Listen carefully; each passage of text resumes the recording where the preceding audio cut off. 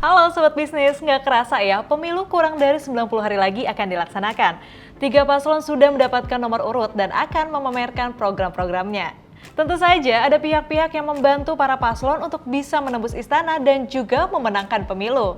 Tak terkecuali para taipan yang perusahaannya melantai di Bursa Efek Indonesia. Siapa saja mereka dan perusahaan apa saja? Simak terus hanya di Market Wrap Up.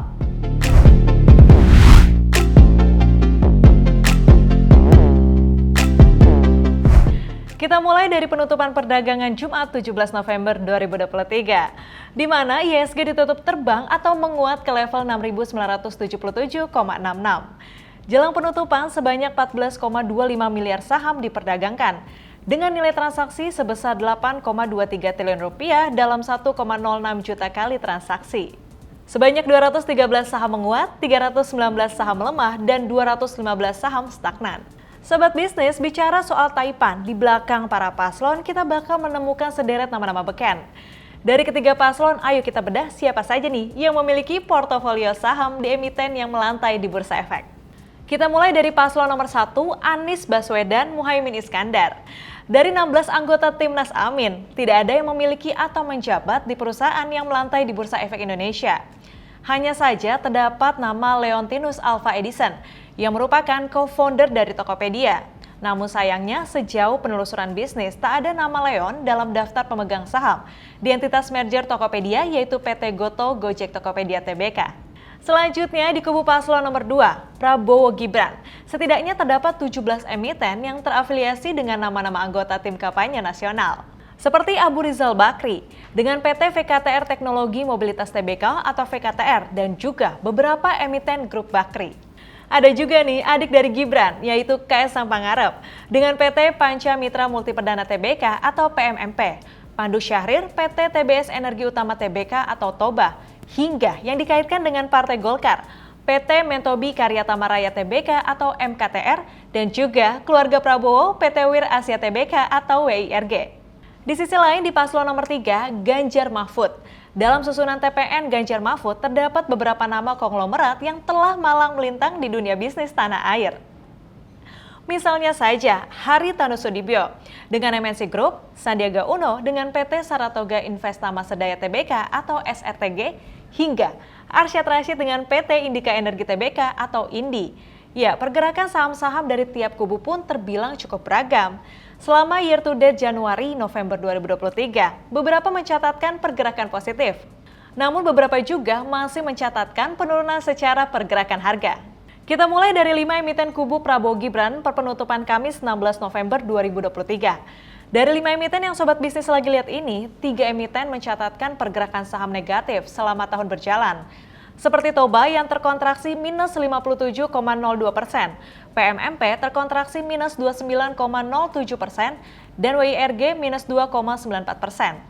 Lalu 2 emiten lainnya yaitu BRMS dan MKTR bergerak positif selama tahun berjalan. BRMS terapresiasi 11,95% dan MKTR 13,95%. Uniknya, Sobat Bisnis, kelima emiten masih mencatatkan laba hingga kuartal 3 2023. Meski beberapa mengalami penurunan kinerja meski masih mencatatkan keuntungan. Sobat Bisnis, uniknya kelima emiten masih mencatatkan laba hingga kuartal 3 2023. Beberapa mengalami penurunan kinerja meski masih mencatatkan keuntungan. Di kubu lainnya, paslon nomor 3 Ganjar Pranowo Mahfud MD. 5 emiten yang berada di pusaran Ganjar Mahfud sepanjang tahun berjalan mencatatkan penurunan. 5 saham yang terdiri dari 3 saham milik bos MNC Media, yaitu PT MNC Land Tbk atau KPIG, PT Global Mediacom Tbk atau BMTR, dan juga Media Nusantara Citra Tbk atau MNCN, kompak melemah. Bahkan MNCN turun minus 48,65% sepanjang tahun berjalan. Ya, kondisi serupa juga terjadi di saham Sandiaga Uno, yaitu PT Saratoga Investama Sedaya Tbk, dan juga emiten terafiliasi Arsyad Rashid, yaitu PT Indika Energi Tbk atau INDI.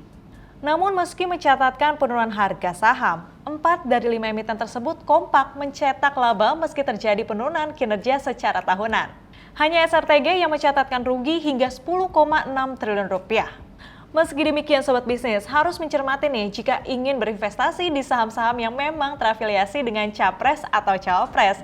Jangan sampai investasi karena menyukai paslon tertentu, tetapi juga harus nih melihat dari sisi teknikal dan juga fundamental. Setiap saham yang bergerak positif maupun negatif, terdapat sentimen yang menggerakkannya. Kinerjanya pun tergantung dari kondisi fundamental pasar. Contohnya aja nih, penurunan laba dari BMTR emiten milik Haritanu. Berdasarkan laporan keuangannya per 30 September 2023, terjadi penurunan pendapatan yang diakibatnya menurunnya pendapatan dari sisi iklan. Contoh lainnya juga terlihat dari penurunan laba perusahaan milik Pandu Syahrir Toba, juga mengalami penurunan akibat adanya koreksi pada pendapatan di kuartal 3 2023.